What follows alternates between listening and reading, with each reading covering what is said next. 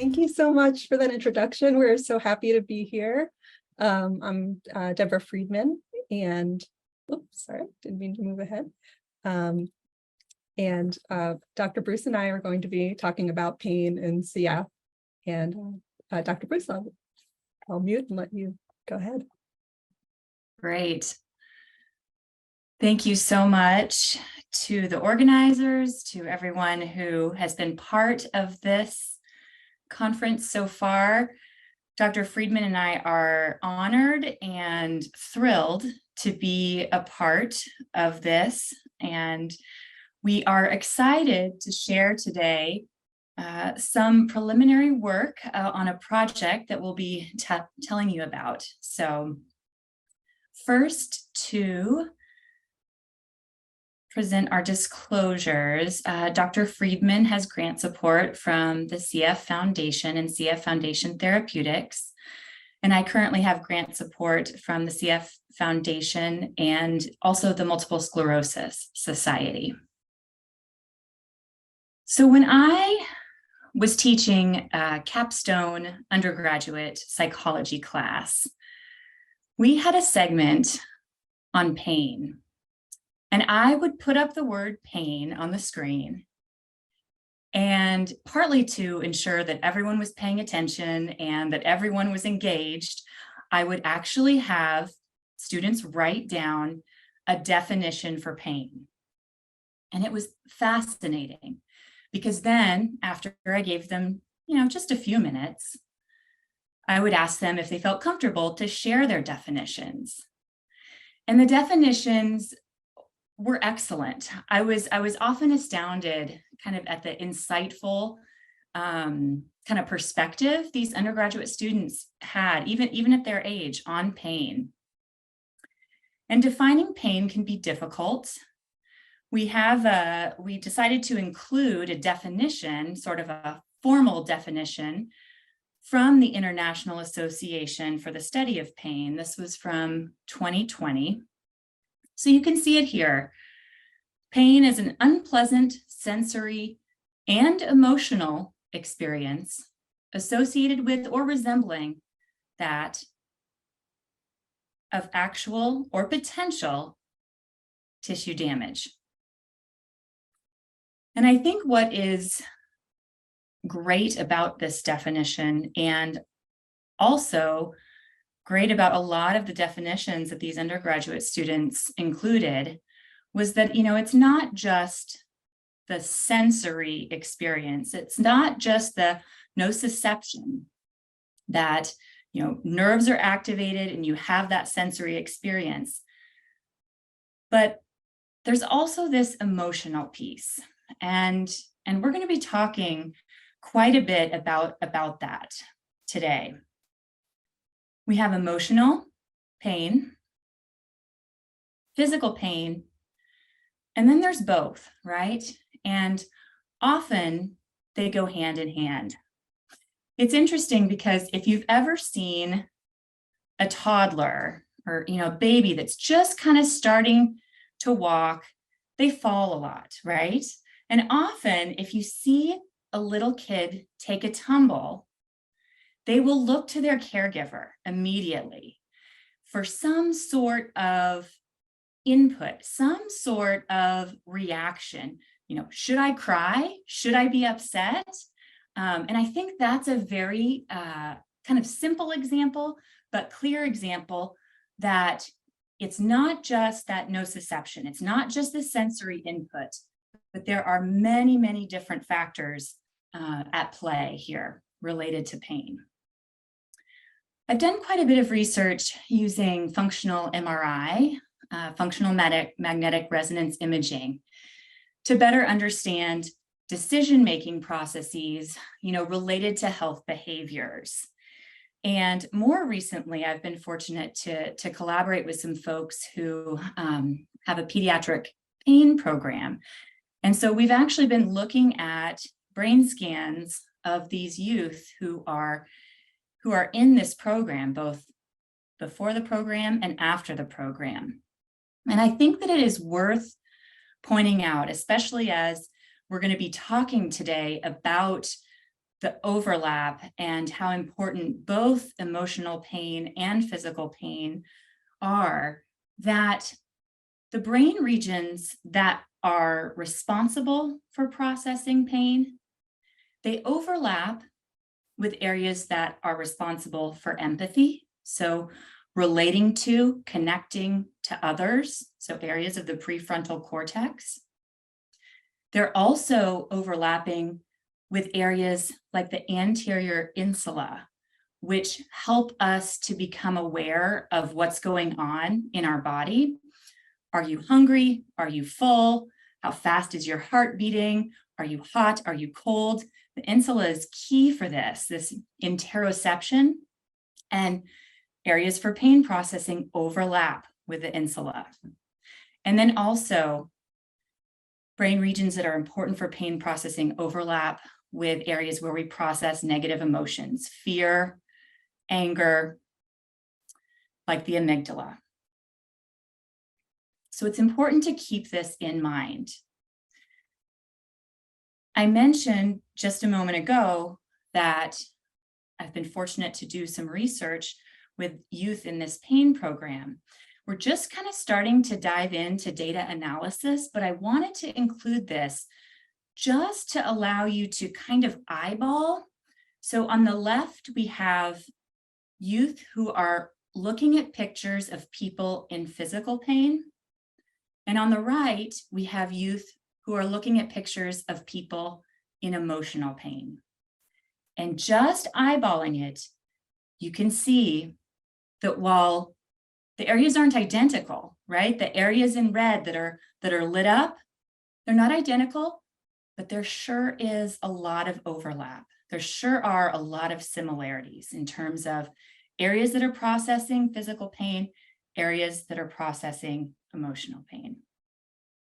Because pain is so complex and multifactorial, it's important that treatment include a lot of different aspects, right? I think initially people often think of pain relief and pain relieving medications, everything from Tylenol, acetaminophen to ibuprofen, ranging all the way to medications like narcotics and opioids. Interventional therapies include things like trigger point injections, minor kind of surgical procedures that are done for pain.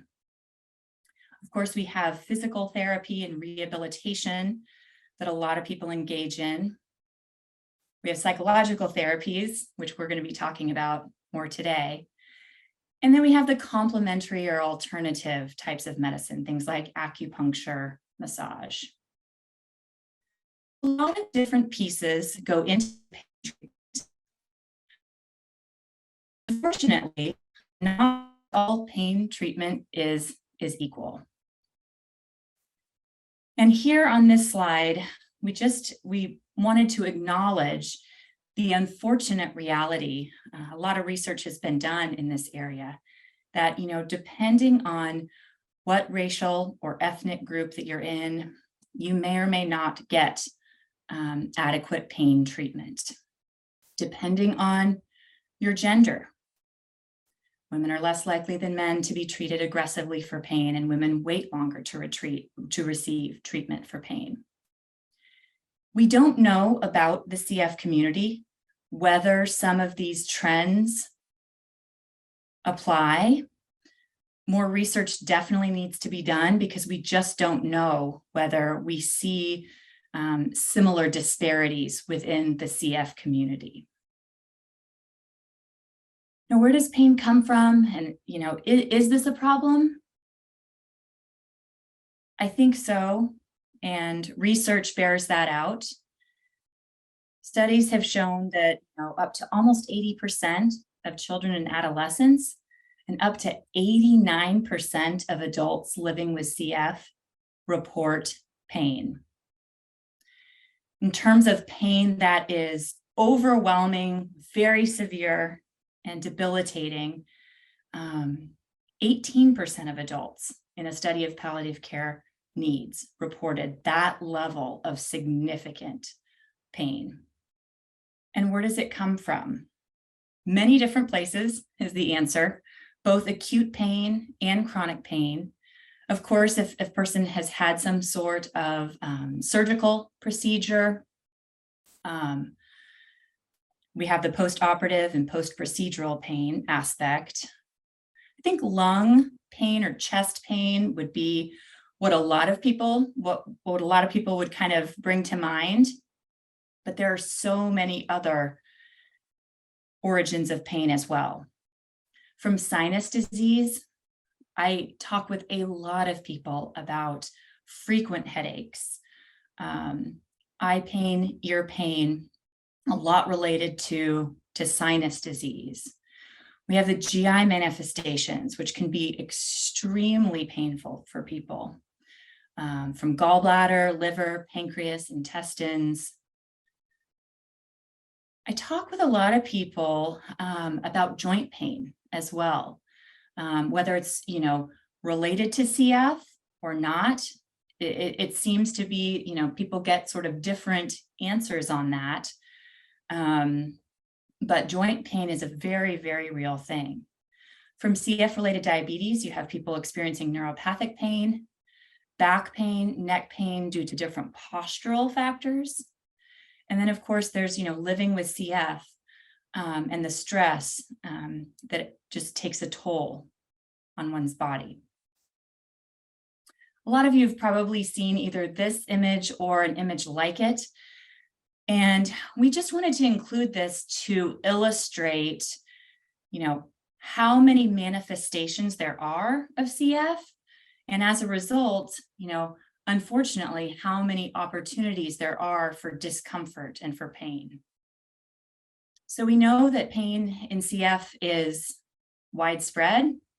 It's very prevalent, and it's very heterogeneous in terms of, what area of the body it impacts.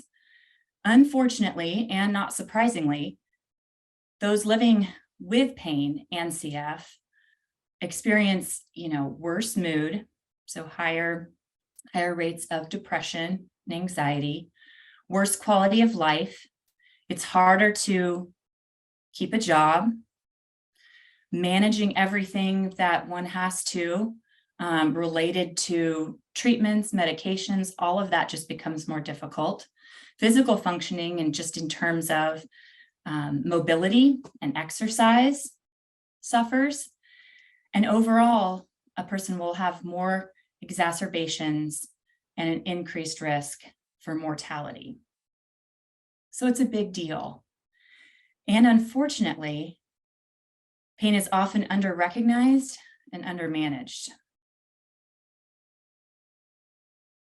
And that led us to this project that we're going to be talking about today.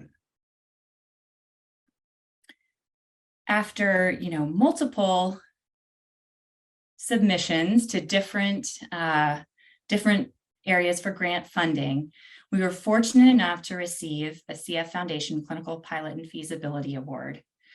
And this is a collaboration. This definitely takes a team, and we have great colleagues on this project.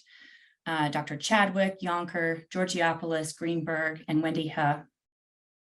So we're going to talk a little bit about what we're doing in this project. So our first aim is to figure out what's needed, right? We are engaging people with CF, gathering input to try and come up with something that is going to be beneficial and address people's needs. So we partnered with CF Community Voice and recruited 14 adults with CF for qualitative interviews. We'll also be conducting focus groups with care teams to get the care team perspective across 2 different centers. Taking this feedback, we're then going to create a CF-specific mind-body pain management intervention for adults with CF. We anticipate that it will be brief, between 3 and 5 sessions, structured and tailored There will be a patient workbook. But again, this is based on feedback that we will get, that we have gotten from the CF community. And then we'll pilot it. We'll give it a try in 20 adults. We will ask them to participate in this CF specific cognitive behavioral therapy pain intervention. And in this small sample, we'll look at, is it feasible? Is it acceptable? Is it reasonable to ask people to do this? And we'll look at some very preliminary efficacy data to see if it's helpful for people. So taking just a step back, I mentioned CBT, cognitive behavioral therapy. I have been fortunate to work with Dr. Friedman and Dr. Georgiopoulos now, I don't know, I think we're going on 4 or 5 years. Time flies when you're having fun. But with this team, and you can see our team member below, Drs. Quittner, Smith, Scher, Polanini, Mohair, and Meg Dvorak, we've had funding and have developed an 8-session mental health intervention for stress reduction, for working on anxiety, working on symptoms of depression. It is specific to CF, which people love. The examples are directly related to, and they come from focus groups that we have done in terms of developing this very, very specific to CF intervention. So we're using kind of this as a model for what we're doing now with our pain intervention. And there will be components of this that will likely be very relevant to people coping with pain as well. We also want to mention that we're rolling this intervention out, the CF-CBT, and training other people to provide this intervention. We've had 2 trainings already.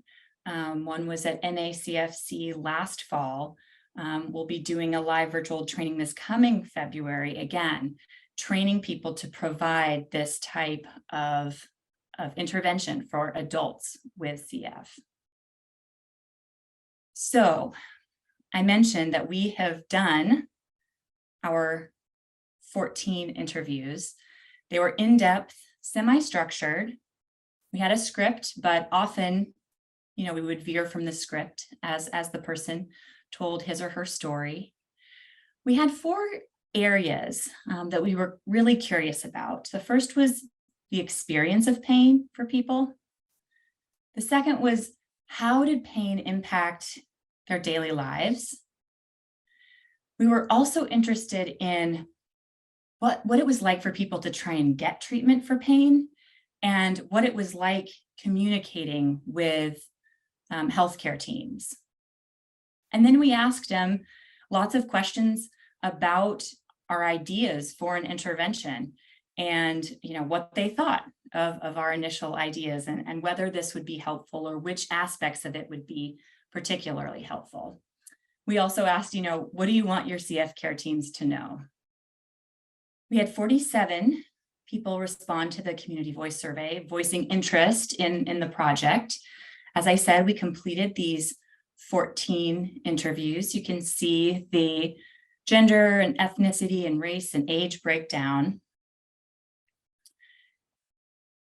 And a caveat here that what we're going to share today is very preliminary. We have not done the formal qualitative analysis, but really we're so excited about some of these emerging themes and just some of the ideas that are coming out from these interviews that we definitely wanted to share some of them.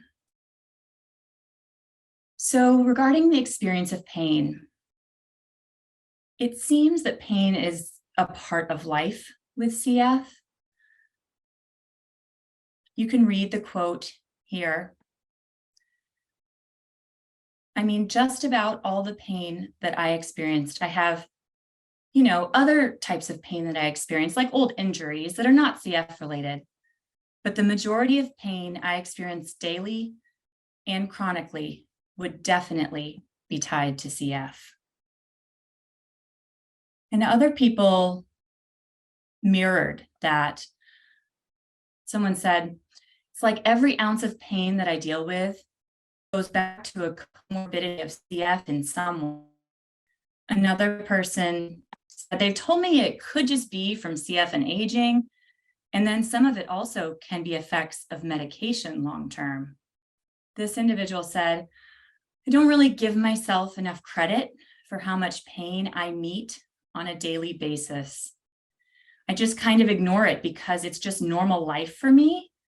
And I think that has to do with just having CF. And again, not surprisingly, we saw from, how the experience of pain impacts day-to-day life. It does impact quality of life. Someone said lung pain is horrifying. Another person said chronic pain tires you out. Physical pain fights you. You are working against it. This example I thought was very powerful and a very, very vivid imagery. My husband describes it really well. He says, honey, it's like you're on a moving sidewalk and you're walking, but it's going backwards. And so all you're able to do is just stay steady and you're not moving forward. It takes all of your energy to not go backwards. That's a good way to describe it. So the last quote I'll share here was someone I talked to said, and so pain actually completely changed my plans. I thought I'd teach a lot longer, so I'm not doing what I love to do. I'm grateful for what I can do, and I still keep busy, but I don't do nearly what I would love to be able to do. Thank you, Amanda. And I'm going to be starting to talk a little bit more about some additional themes that have come up and then talk a little bit about our pain intervention before we both are available to answer questions. So another theme that emerged from this initial review of our interviews is that pain affects mental health. One individual said it's hard to be in a good mood when you're hurting all the time, and your mood can affect your overall physical health. Another person said, oh, I'm sorry, moving along too quickly. I think just really the mental load, the burden of having pain is, oops, sorry, I'm just trying to see the quotes because something's covering it.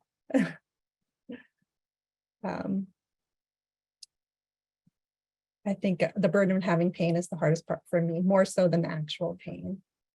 And I think the biggest thing to address is not only the pain and how it's affecting their physical body, but how it's also affecting their mental health every day and how it's affecting how they think about things. Because I think one of the biggest battles of being in constant pain is the mental battle. Advice to CF care teams included listening and believing the patient about their experiences of pain. One person said, listen to your patient. Your patient knows their body better than you do.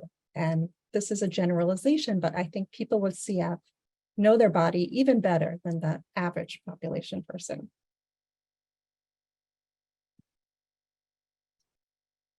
Another said, I think validation is the biggest thing. Even if there's not like, okay, we need to change this or that. Validation that maybe you're not just imagining it, validation that you are experiencing pain. So some really powerful advice, important advice for CF care teams. So I want to, really thank the individuals who participated in these interviews. We're going to be, doing more analysis and presenting more, but we really wanted to be able to share some of these preliminary themes with you today. And now I'm going to shift to focus and tell you a little more about the second aim of this project, at the development of a CF-specific intervention for pain management. So there are specific psychological or sometimes what we call mind-body approaches to chronic pain that have strong evidence. These include cognitive behavioral therapy or CBT approaches, and also mindfulness-based approaches. So the second aim of this project is to develop a pain intervention that incorporates the feedback and experiences described in all of our interviews that we collect, and that is drawn from these evidence-based approaches. And these particular mind-body approaches have been shown to reduce pain overall, as well as the impact of pain on daily functioning and quality of life. And while there are no studies that we know of in CF yet, CBT has been shown to be effective in reducing disease-related pain in other chronic illnesses, such as cancer. Another benefit is that CBT is also considered a first-line treatment for conditions that frequently co-occur with pain. So we know that depression, anxiety, sleep problems are things that often go along with pain, and CBT is very effective for those problems as well. And CBT is useful because it targets many aspects of the human experience, including physical responses, emotions, thoughts, and behavior, and the connection between those. And all of these experiences are relevant to the experience of pain. So what are mind-body approaches and how do they work? So there are, well, mind-body interventions in general work to dial down the nervous system response that contributes to the experience of pain. And there are two main categories of mind-body interventions. One is relaxation and mindfulness skills. And I'm going to talk in more detail about these interventions. But relaxation and mindfulness skills work like a dimmer switch to reduce pain and stress. The second category is the cognitive and behavioral strategies. And these are strategies that disrupt negative cycles that can inadvertently worsen pain. So I'm going to talk a little bit about what we call a biopsychosocial model of pain. This model, as applied to pain medicine, provides a framework for understanding how diverse biological, psychological, and social or environmental factors interact to influence a person's overall experience of pain. And one aspect of working with people with pain on a mind-body intervention is to help them have this understanding of how pain is processed in the brain and nervous system, and how all of these factors can work together to influence pain, as well as how mind-body skills can help. So this biopsychosocial model of pain, as you can see, describes the interaction of multiple factors that contribute to chronic pain. Biological factors, things like age, CF disease severity in the case of CF, genetics, interact with psychological factors like thoughts, mood, and stress, which also interact with social factors like family, work, friends, culture. And this is a way to think about pain that is maybe more comprehensive than some other models, and it has been well validated. So it differs from what we might think of as a more strict biomedical pain model, in which pain might be viewed as caused by biological factors alone, and then if those factors, we can't no longer pinpoint a biological cause, then we're looking at, psychological or we're calling it psychosomatic. So why consider using mind-body approaches? As Dr. Bruce talked about, chronic pain is a complex problem that can be really challenging to manage. And mind-body approaches are one set of strategies to help manage pain that can be used as one component of a multifaceted approach to chronic pain that may include medications and other non-medication interventions. One analogy that I've heard that I think it can be a nice way of thinking about it is that trying to live your best life with chronic pain is trying to get a car with 4 flat tires moving again. And you can fill 1 tire of that car with medication, but to be able to get the car moving, you may need to fill the other tires with other approaches, things like physical therapy, mind-body approaches, or acupuncture. Another reason to consider mind-body approaches is that it builds on strengths and skills that people are already using. We are aware, we know that people living with CF they're incredibly knowledgeable and resilient. And this builds on the strengths and skills that they may be already be using and expands on that with skills that can be helpful for managing both pain and stress. The focus is on giving more tools to manage the pain to improve quality of life. Another plus for mind-body approaches is that they tend to be low risk. We heard in some of our interviews with people with CF that they didn't really want to take more medications, or that they had been hearing that some pain medications like NSAIDs were contraindicated. Others like opioids might have higher risk. So, adding this is a low risk approach to the group of approaches that can all be helpful together. And one thing it's vital to understand is that the recommendation to utilize mind-body approaches does not imply that the pain being experienced is not real. People often feel like they're being told that it's all in their head. So that's important to recognize that that's not what this is about. And that also that improving with psychological approaches, again, is also not an indication that the pain was, anxiety driven all along.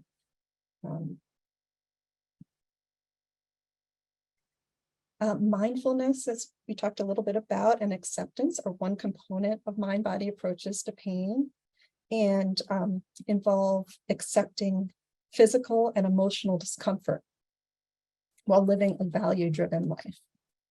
And one of our interviewees, I think, stated this very well.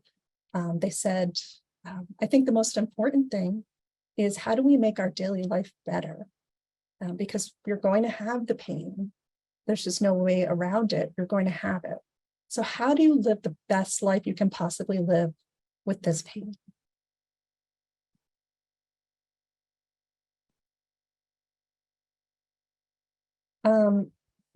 I believe tailoring of traditional protocols may be really important to address the unique emotional challenges and experiences of people with CF. Specific techniques also may need modification. So one example that we think of is relaxation. When we're teaching relaxation skills, we've really found it helpful and gotten a lot of feedback from people that it's useful to have a wide range of approaches other than breathing techniques, as not everybody feels that breathing techniques are helpful for relaxation. A CF-specific approach would also address how pain interacts and interferes with the ability to engage in CF therapies and self-care. And in addition, just the barriers to access really need to be addressed, and through innovative models of delivery for example, integrating it into routine CF care, and use of telehealth. Mind-body interventions in general can be really difficult to access. So now I'm going to give a brief introduction to some of the components of a mind-body approach to pain management. Chronic pain, as we've talked about, is both a physical and a psychological stressor. And when people experience chronic pain, their bodies react with a fight or flight stress response. This is a response that's controlled by the sympathetic nervous system, and it's critical to survival when people face a dangerous or threatening situation. In the case of chronic pain, however, that physiological stress response is prolonged and it's no longer serving that adaptive function. It really creates a lot of additional tension and wear and tear in the body. And so that's how why the practice of relaxation and mindfulness can be fundamental in addressing this by including, it induces the body's natural relaxation response, which is the opposite physiological response to the stress response. And this response is characterized by slower, more efficient breathing, reduced muscle tension, decreased heart rate and blood pressure, increased blood flow to muscles. And the nice thing about it is also it creates a sense of increased well-being. So another component of mind-body interventions, or CBT, involves breaking or interrupting the pain cycle with specific types of activity. So often when people have chronic pain, naturally they stop or doing things because it hurts to move. However, inactivity can lead to deconditioning, which can cause further difficulties and pain. In addition, it can also lead to further isolation and poorer mood. And this inadvertently may lead to even less activity and worsening pain over time. So behavior activation is a type of strategy that involves it's very collaborative, as all of these strategies are, but involves working with people to brainstorm and schedule activities that they find enjoyable and, most importantly, meaningful to them, that they can still do even with pain. And this is shown to be helpful both for pain management and for improving mood. So the practice of pacing is an important piece of this. It's used to create a good balance of activity and rest. So there's not this kind of too big of a seesaw between when a person is not regularly pushing themselves. So a person's not regularly pushing themselves really too hard and overdoing it and then backsliding. So really it's about balancing the seesaw. We know that movement can be particularly important, again, to break the cycle of inactivity and improve overall conditioning. And move to some quotes here. Some of the interviewees talked about how important exercise was for them for pain management. One person said, "My exercise manages my pain amazingly. Gets those endorphins flowing. My gosh, I just love it. I love how I feel after a workout. The more that I move around and stay busy, the better it is for my lungs and the better it is for my GI system." So again, we know that exercise is important. So it's just incorporating how to do that safely and gradually and in ways that are meaningful to people. So lastly, another component of mind-body strategies are cognitive strategies, or what we sometimes call adaptive thinking skills. So experiencing pain naturally leads to a cycle of negative thoughts that can cause worse pain and distress. And we heard from people, we talked about the impact of pain on mental health and the way that they're thinking. Many people unfortunately have self-critical thoughts, have harsh, unrealistic expectations for themselves, thoughts such as, I shouldn't be having this pain, or I should be able to do more. A certain type of thinking as well, which is sometimes labeled pain catastrophizing, which just means imagining the worst. And that can be particularly damaging. There's one study that shows that it's a predictor of decreased quality of life in adults with CF and pain. But thoughts like these, they might be, very normal reactions to ongoing pain that people are experiencing, but they can also, as we said, negatively affect emotional health. And they keep the nervous system in high gear. So pain is more likely to persist or even worsen. Psychological strategies work to increase awareness of these thoughts. Often they're going on in the background, and when you have more awareness of them, it starts the process of being able to take a step back. But also includes specific strategies to try to break this cycle, and to modify thoughts to be more balanced, more flexible, and more self-compassionate. So one common myth about CBT I wanted to address is that it's you just need to think positively, and that's what CBT teaches. And that's really inaccurate, and it just makes people really shy away from getting psychological help for their problems related to chronic illness or pain. So again, these strategies that are taught are much more nuanced, and they involve validating and honoring feelings and experiences, in addition to practicing these ways of thinking that are more, as I said, balanced, flexible, and self-compassionate. And I think this may be particularly important for people with CF, as pain-related thoughts may be in the context of previous medical experiences, and realistic worries or uncertainty about their health. So really finding ways to think about things that can be more helpful. Deborah, I think we are supposed to wrap up so we can take a few questions before everyone goes to lunch. Okay, great. We'll do that. I just want to end with this quote. I think that people with CF living longer, that's a huge thing, that now we can research that topic and focus more on that and quality of life. And I'm going to move through. We have other resources here that you might be interested in, both adult and pediatric. So thank you very much. We're very thankful to CFRI for inviting us to speak today.